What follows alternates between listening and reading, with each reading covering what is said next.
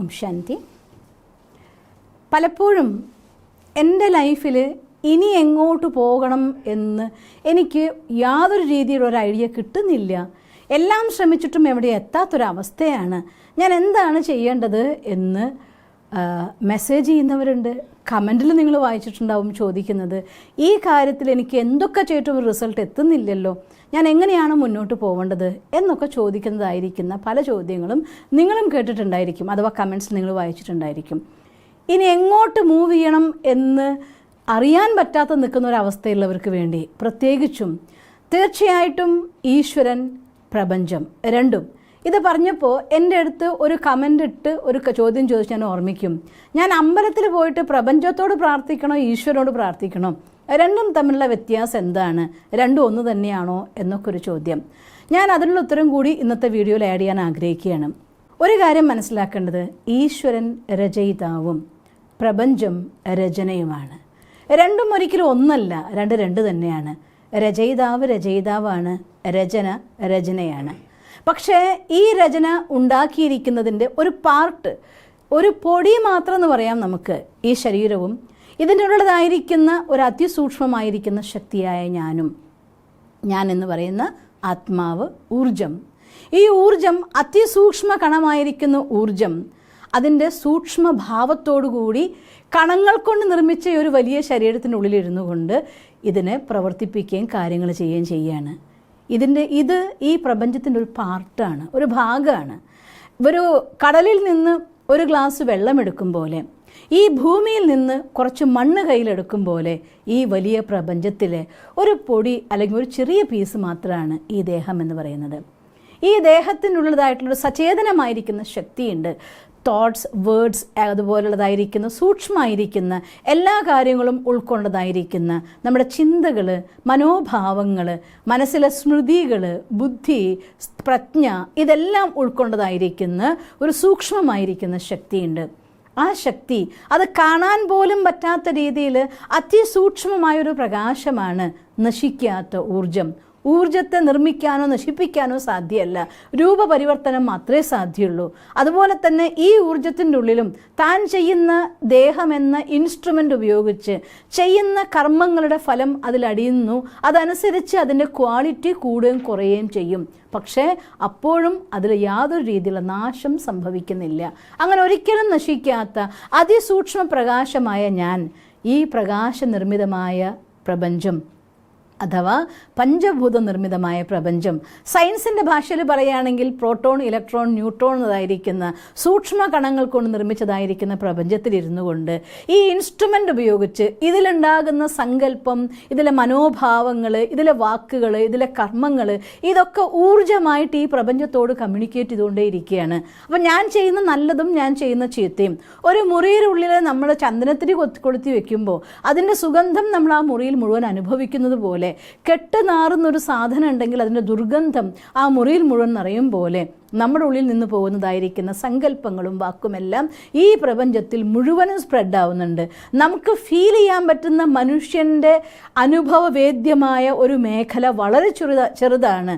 പക്ഷേ ഈ പ്രപഞ്ചത്തിൻ്റെ എനർജി എന്ന് പറയുന്നത് അത് അതിവിശാലമാണ്. അതിൻ്റെ യാത്രയും അതിവിശാലമാണ്. ഊർജത്തിൻ്റെ പ്രവാഹവും യാത്രയും അതിവിശാലമാണ്. അതുകൊണ്ട് എൻ്റെ ഹൃദയത്തിൽ നിന്ന് ഞാൻ പ്രപഞ്ചത്തോട് സംസാരിക്കുമ്പോൾ ഈ പ്രപഞ്ചവും നമ്മളോട് സഹായിക്കും. അറ്റ് ദ സെയിം ടൈം ഞാൻ ഭഗവാനോട് സംസാരിക്കുമ്പോൾ അതും ഈ പ്രപഞ്ചത്തിലേക്ക് അലയടിക്കുക തന്നെ ചെയ്യും. ഇവിടെ നിന്നാണല്ലോ പോകുന്നത്, മുന്നേ ഇവിടെയെല്ലാം സ്പ്രെഡ് ആകുമല്ലോ. അതുകൊണ്ട് നിങ്ങൾക്ക് പ്രപഞ്ചത്തോടും സംസാരിക്കാം. അതേസമയം ഞാൻ എൻ്റെ ആധ്യാത്മികമായിരിക്കുന്ന അനന്തമായ അവിനാശിയായിരിക്കുന്ന സ്ഥിതിയിൽ ആത്മാവിൻ്റെ ഉള്ളിൽ സുഖവും ശാന്തിയും ആനന്ദവും മാത്രം നിറയ്ക്കുമ്പോൾ തീർച്ചയായിട്ടും ആ പരമാത്മാ എന്നുള്ളതായിരിക്കുന്ന ഈശ്വരന് മാത്രമുള്ള സമാഗമത്തിൽ, ആ സമാഗമത്തിലൂടെയാണ് ഞാൻ എന്ന വ്യക്തിത്വം അതിൻ്റെ 100% എത്തുന്നതും ആ 100% എത്തുന്ന അവസ്ഥയിൽ ഇതിൻ്റെ കയറ്റങ്ങൾക്കനുസരിച്ച് വൈബ്രേഷൻ പോസിറ്റീവാവും. ഈ രചനയാകുന്ന പ്രപഞ്ചം അത് റിസീവ് ചെയ്യും. ഞാൻ ഇന്ന് ഈ പ്രപഞ്ചത്തോട് സംസാരിക്കുന്നു, എന്നിൽ നിന്ന് എന്ത് വൈബ്രേഷൻ വരുന്നോ അതൊക്കെ എനിക്ക് തിരിച്ചു തരുകയും ചെയ്യും. ഇപ്പോൾ ആ ചോദ്യത്തിനുള്ള ഉത്തരം ക്ലിയർ ആയിട്ടുണ്ടാകും എന്ന് ഞാൻ വിചാരിക്കട്ടെ. അതുകൊണ്ട് പ്രാർത്ഥിക്കുന്നത് ഭഗവാനോട് പ്രാർത്ഥിച്ചോളൂ, സംസാരിക്കുന്നത് പ്രപഞ്ചത്തോടും സംസാരിച്ചോളൂ, ഭഗവാനോടും സംസാരിച്ചോളൂ. എൻ്റെ ആ സഹോദരന് അഥവാ സഹോദരി ആരെന്ന് അറിഞ്ഞുകൂടാ. ആർക്കാണെങ്കിലും ആ ചോദ്യത്തിൻ്റെ ഉത്തരം കൃത്യമായി തന്നെ കിട്ടിയെന്ന് വിചാരിക്കുകയാണ് ഞാൻ. ഇനി ഇന്നത്തെ വീഡിയോയിലേക്ക് ഞാൻ പോവാം. അതുകൊണ്ട് യൂണിവേഴ്സിൽ നിന്ന് നമുക്കൊരു എനർജി, ഒരു മെസ്സേജ് റിസീവ് ചെയ്യേണ്ട ഒരു അവസ്ഥ വരുമ്പോൾ എങ്ങനെ എവിടേക്ക് പോകണം എന്നെനിക്ക് തിരിച്ചറിയാൻ പറ്റില്ല എന്നൊരവസ്ഥ വന്ന ആലീസ് ഇൻ വണ്ടർലാൻഡ് എന്ന് പറഞ്ഞ പോലെ മൂന്നും കൂടിയ മൂലയിൽ നിൽക്കുകയാണ് ഞാൻ. എങ്ങോട്ടാ ഏത് വഴിയാണ് പോകേണ്ടതെന്ന് എനിക്കറിയില്ല, ലക്ഷ്യം എനിക്ക് മനസ്സിലാകുന്നില്ല, അല്ലെങ്കിൽ എൻ്റെ യാത്രയിൽ എങ്ങോട്ട് പോകണമെന്ന് എനിക്ക് തിരിച്ചറിയുന്നില്ല, നെക്സ്റ്റ് എന്താണെന്ന് എനിക്ക് ഒരു ഐഡിയയും കിട്ടുന്നില്ല. അങ്ങനെ ഒരു അവസ്ഥ വരുമ്പോൾ തീർച്ചയായിട്ടും ഈ പ്രപഞ്ചം നിങ്ങൾക്ക് വഴി കാണിക്കും, ഈശ്വരൻ നിങ്ങളെ ഗൈഡ് ചെയ്യും, രണ്ടും ചെയ്യും. അപ്പോൾ അതിനുള്ളതായിരിക്കുന്ന ഒരു ടെക്നിക്കാണെന്ന് പറഞ്ഞുതരാൻ പോകുന്നത്. അതുകൊണ്ടൊരു കാര്യം ചെയ്യണം. ഒരു പേപ്പർ പീസ് ഇതേപോലെ, ഒരു വൈറ്റ് പേപ്പർ ആയാലും കുഴപ്പമില്ല, ഒരു കളർ പേപ്പർ ആയാലും കുഴപ്പമില്ല, ഏത് പേപ്പർ ആയാലും കുഴപ്പമില്ല, ഒരു പേപ്പറും പെന്നും ഇതിന് അത്യാവശ്യമായിട്ടുള്ള ഘടകങ്ങളാണ്. അത് തയ്യാറാക്കി വെച്ച ശേഷം ഇത് ചെയ്യുമ്പോഴും അതെ, നിങ്ങൾ ചെയ്യേണ്ടത് ഏറ്റവും നല്ല സമയം എന്ന് പറയുന്നത് ഉറങ്ങുന്നതിനേക്കാൾ മുന്നുള്ള മുഹൂർത്തം തന്നെയാണ്. എന്ത് ചെയ്യണമെന്ന് വെച്ചാൽ ഈ പേപ്പറിനുള്ളിൽ കുറച്ച് കാര്യങ്ങൾ നമ്മൾ എഴുതാനുണ്ട്. ഇത് പേപ്പർ നിങ്ങൾക്ക് നിങ്ങളുടെ ഹാൻഡ് റൈറ്റിംഗ് വലുതാണെങ്കിൽ കുറച്ച് വലിയ പേപ്പർ എടുത്താലും കുഴപ്പമില്ല. പക്ഷേ എഴുതാനൊരു പേപ്പറും പെന്നും അത് സെപ്പറേറ്റ് ആയിട്ടൊരു പേപ്പർ ആയിരിക്കണം. നമ്മൾ നേരത്തെ പറഞ്ഞ പോലെ ഒരു ബുക്കോ അല്ലെങ്കിൽ ഒരു പാർട്ടോ ആവരുത്. ഇങ്ങനെ ഒരു സിംഗിൾ പീസ് പേപ്പർ നിങ്ങൾ എടുക്കണം, ഒരു പെന്നും എടുക്കണം. എന്നിട്ട് അതിനുള്ളിൽ ആദ്യം നമ്മൾ എഴുതേണ്ടത്, ഒന്നാമത്തെ വാചകം എഴുതേണ്ടത് I am ready to feel. ഞാൻ ഈ അനുഭൂതി ചെയ്യാൻ തയ്യാറാണ്. പ്രപഞ്ചത്തിലേക്ക് വൈബ്രേഷൻ സ്പ്രെഡ് ചെയ്യുന്നതായിട്ട് കാണാം. ഈ ചില വീഡിയോസ്, ചില ഫോട്ടോസൊക്കെ ഞാൻ ഓർക്കും. ഇങ്ങനെ തരംഗങ്ങൾ ഇങ്ങനെ ഫ്രീക്വൻസി ആയിട്ട് പോകുന്നത് കാണിക്കുന്ന വീഡിയോസൊക്കെ നിങ്ങൾ കണ്ടിട്ടുണ്ടാവുമല്ലോ. ശരിക്കും അതൊരു വിഷ്വൽ ചെയ്യാൻ നല്ലൊരു സാധനമാണ് കേട്ടോ. അപ്പോൾ എന്ത് ചെയ്യണം, നിങ്ങൾ ഈ കാര്യം പറയുമ്പോൾ I am ready to feel, ഞാനിത് അനുഭൂതി ചെയ്യാൻ തയ്യാറാണെന്ന് പറഞ്ഞ് ബാക്കി ഭാഗം എന്ത് ചേർക്കണം എന്നല്ലേ, നിങ്ങളുടേതായിട്ടുള്ള പോസ്റ്റ് എന്താണോ, നിങ്ങളുടെ പൊസിഷൻ എന്താണോ, അവസ്ഥ എന്താണോ അതാണ് എഴുതേണ്ടത്. നല്ലൊരു റിലേഷൻഷിപ്പ് ആണെങ്കിൽ I am ready to feel a best relation, I am ready to feel increment in my salary, I am ready to feel a happy life. ഇങ്ങനെ എന്ത് നിങ്ങൾക്ക് വേണോ അത് നിങ്ങൾ എഴുതിക്കോളൂ. I am ready to feel ഒരു happy relation, I am ready to feel a flow of money. എന്ത് വേണോ നിങ്ങൾ ആഡ് ചെയ്തോളൂ. രണ്ടാം ഭാഗം അത് നിങ്ങളുടെ പൂർണ്ണമായിട്ടുള്ള സ്വാതന്ത്ര്യമാണ്. നിങ്ങൾ ഏതിന് പ്രാധാന്യം കൊടുക്കുന്നു അത് എഴുതാം. മണിയാണെങ്കിൽ മണിയാവാം, റിലേഷനാണെങ്കിൽ റിലേഷൻ ആവാം, ഹെൽത്ത് ആണെങ്കിൽ ഹെൽത്ത് ആവാം. നിങ്ങൾക്ക് എന്താണോ നിങ്ങൾക്ക് പ്രയോറിറ്റി അനുസരിച്ച് വേണമെന്ന് ആഗ്രഹിക്കുന്ന സാധനം അതിനാദ്യം സെലക്ട് ചെയ്യണം. 2, 3, 4 പറയരുത്, ഓൺലി 1. ഒരു പ്രാവശ്യം. അത് എല്ലാത്തിലും ഞാൻ പറയാറുണ്ട്, ഇപ്രാവശ്യം ഞാൻ പറയുകയാണ്, ഒരു ലക്ഷ്യം തിരഞ്ഞെടുക്കൂ, അതിനുവേണ്ടി ഗൈഡ് ചെയ്യൂ, മുന്നോട്ട് നിങ്ങൾ പോകും. ജോലി പ്രശ്നം കൊണ്ടാണ് എനിക്ക് എങ്ങോട്ടാണ് പോകേണ്ടതെന്ന് അറിയില്ല എന്ന് തോന്നുന്നതെങ്കിൽ I am ready to feel a good job അല്ലെങ്കിൽ a good position in job, a good salary in job, എന്ത് വേണമെങ്കിൽ നിങ്ങൾക്ക് ആഡ് ചെയ്യാം. ആ വാചകം നിങ്ങളുടെ ഹൃദയത്തിന് തോന്നുന്ന രീതിയിൽ. എന്തുകൊണ്ടാണ് നിങ്ങളുടെ ഹൃദയത്തിന് തോന്നുന്ന രീതിയിൽ ഞാൻ പറയാൻ കാരണം എന്ന് വെച്ചാൽ ഓരോരുത്തരും ഓരോരോ സാഹചര്യത്തിലാണ് ഉള്ളത്. അവർക്ക് ഏറ്റവും കൂടുതൽ പ്രാധാന്യം ഇതിൽ നിന്നൊന്ന് രക്ഷപ്പെടുകയാണ്, എനിക്ക് ഇവിടെ നിന്ന് എങ്ങോട്ട് പോകണം എന്ന് വഴി അറിയില്ല എന്നൊരവസ്ഥയായിരിക്കാം. അതനുസരിച്ചാണ് പറയുന്നത്. ഈ കാര്യം പറയണം.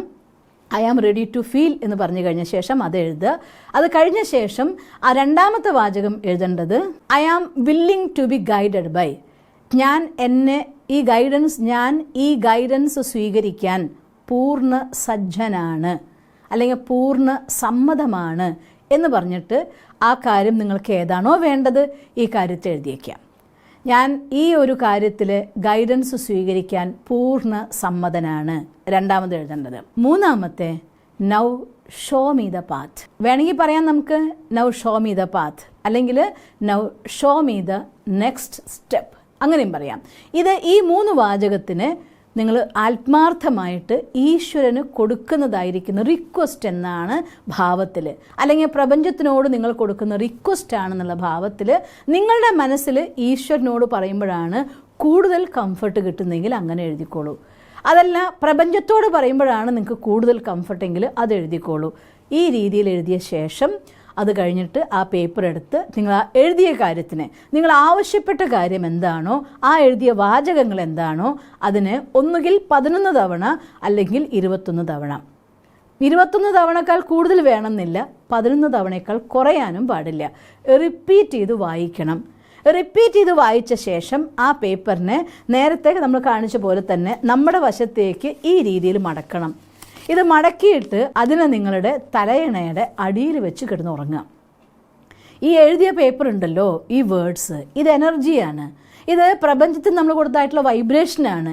എന്തുകൊണ്ട് തലയണയുടെ അടിയിൽ വെക്കാൻ പറയണമെന്ന് വെച്ചാൽ അർത്ഥം നിങ്ങൾക്കുള്ളതായിരിക്കുന്ന എനർജി പ്രൊഡ്യൂസ് ചെയ്യുന്നത് ഈ പേപ്പറും യൂണിവേഴ്സും കൂടുതലായിട്ടുള്ള കമ്മ്യൂണിക്കേഷനിലാണ്. അഥവാ ഈ വേർഡ്സ് യൂണിവേഴ്സിലേക്ക് കൊടുക്കുന്നതായിട്ടുള്ള വൈബ്രേഷൻ, എനർജി, അത് അതേപോലെ ഊർജ്ജമായിട്ട് വരും. നിങ്ങളുടെ ഉപബോധ മനസ്സെന്ന മാധ്യമത്തിലൂടെ അത് നിങ്ങളോട് സംസാരിക്കുകയും ചെയ്യും. ഇങ്ങനെ എഴുതി കഴിഞ്ഞിട്ട് ഇത്രയും വട്ടം വായിച്ചു കഴിഞ്ഞ ശേഷം അത് തലയണയുടെ വെച്ച് കിടന്ന് ഉറങ്ങണം. ഇനി ചിലർ തലയണ വെച്ച് കിടന്ന് ഉറങ്ങുമ്പോൾ രാവിലെ എഴുന്നേൽക്കുമ്പോഴേക്കും തലയണ അവിടെ ഇവിടെയൊക്കെ ആയിട്ട് പോയിട്ടുണ്ടാവുമെങ്കിലും അത് സ്ഥാനം മാറി പോവാതിരിക്കാൻ വേണ്ടിക്കൊണ്ട് ബെഡ്ഷീറ്റിൻ്റെ അടിയിൽ ആ ബെഡിൻ്റെ മുകളിലായിട്ട് വെക്കുക. അന്ന് എങ്ങനെ വെച്ചാലും കുഴപ്പമില്ല, അങ്ങനെ കിടന്നുറങ്ങണം. രാവിലെ എഴുന്നേൽക്കുമ്പോൾ ആ പേപ്പർ എടുത്ത് വീണ്ടും ഒരു 7 തവണ വായിക്കുക. രാത്രി ഉറങ്ങാൻ നേരത്ത് വീണ്ടും ഒരു 7 തവണ വായിക്കുക. ഇങ്ങനെ നിങ്ങൾ കുറച്ച് ദിവസം ചെയ്യുകയാണെങ്കിൽ എനിക്ക് തോന്നുന്നു എൻ്റെ അനുഭവത്തിൽ സബ് കോൺഷ്യസ് മൈൻഡിൻ്റെ ആൻസർ കിട്ടാൻ മാക്സിമം 7 ഡേയ്സ് മതിയായിരിക്കും. പക്ഷേ നമ്മുടെ ഉള്ളിൽ നിന്ന് തന്നെ നമ്മളോട് പറയുന്ന പോലെ തോന്നിപ്പോവും ഇത് ചെയ്താൽ പോരെ എന്ന്. അതല്ലാന്നുണ്ടെങ്കിൽ നിങ്ങളെ പ്രോപ്പറായിട്ട് ഗൈഡ് ചെയ്യാൻ പറ്റുന്ന ഒരാൾ നിങ്ങളുടെ ലൈഫിൽ നിങ്ങൾ മീറ്റ് ചെയ്യും. അതല്ലെങ്കിൽ ഏതെങ്കിലും ബുക്കുകളുടെ മാധ്യമത്തിലൂടെ നിങ്ങൾക്ക് ഗൈഡൻസ് കിട്ടും, വീഡിയോയുടെ മാധ്യമത്തിലൂടെ ഗൈഡൻസ് കിട്ടിയേക്കാം. ഏതെങ്കിലും രീതിയിൽ നിങ്ങൾക്ക് വേണ്ട സാധനം നിങ്ങളുടെ മുന്നിൽ വന്നെത്തും എന്നതിൽ യാതൊരു സംശയവുമില്ല. ഇങ്ങനെയെല്ലാം വെച്ച് കഴിഞ്ഞ ശേഷം നിങ്ങളെ കാര്യങ്ങളൊക്കെ അറിയിച്ചു കഴിഞ്ഞു. ഭഗവാനെ ഓർത്തുകൊണ്ട് ഈശ്വരൻ്റെ വൈബ്രേഷൻ വരുന്നുണ്ട്, ഈ പ്രപഞ്ചത്തിലൂടെ ഭഗവാൻ എന്നോട് കമ്മ്യൂണിക്കേറ്റ് ചെയ്യുന്നുണ്ട്, വൈബ്രേഷൻ എനിക്ക് തരുന്നുണ്ട്, ഈശ്വരൻ എന്നോട് സംസാരിക്കുന്നുണ്ട്, ഞാൻ പറയുന്ന കാര്യം കേട്ടിട്ട് എനിക്ക് നാളെ നേരം വെളുക്കുമ്പോൾ ഉത്തരം കിട്ടും എന്ന പൂർണ്ണ വിശ്വാസത്തോടെ കിടന്ന് ഉറങ്ങി നോക്ക്. നിങ്ങൾ ഒരു 7 ദിവസം മാക്സിമം സമയമാണ് വേണ്ടി വരിക. നിങ്ങൾക്ക് അതിനു മുന്നേ ഇതിൽ പറഞ്ഞ ഏതെങ്കിലും ഒരു വിധിയിലൂടെ നിങ്ങൾക്ക് ക്ലിയർ ആൻസർ കിട്ടുകയും ചെയ്യും, നിങ്ങൾക്ക് മുന്നോട്ട് പോകാൻ സാധിക്കുകയും ചെയ്യും. അങ്ങനെ പ്രപഞ്ചത്തിൻ്റെ ഉത്തരം, ഈശ്വരൻ്റെ ഉത്തരം കിട്ടാനും സ്വീകരിക്കാനും വളരെ സരളമായിക്കൊണ്ട് സഹജമായിക്കൊണ്ട് മുന്നോട്ട് പോകാനും നിങ്ങൾക്ക് സാധിക്കട്ടെ എന്ന് ഞാൻ സർവശക്തനായ ഭഗവാനോട് പ്രാർത്ഥിക്കുന്നു. ഓം ശാന്തി.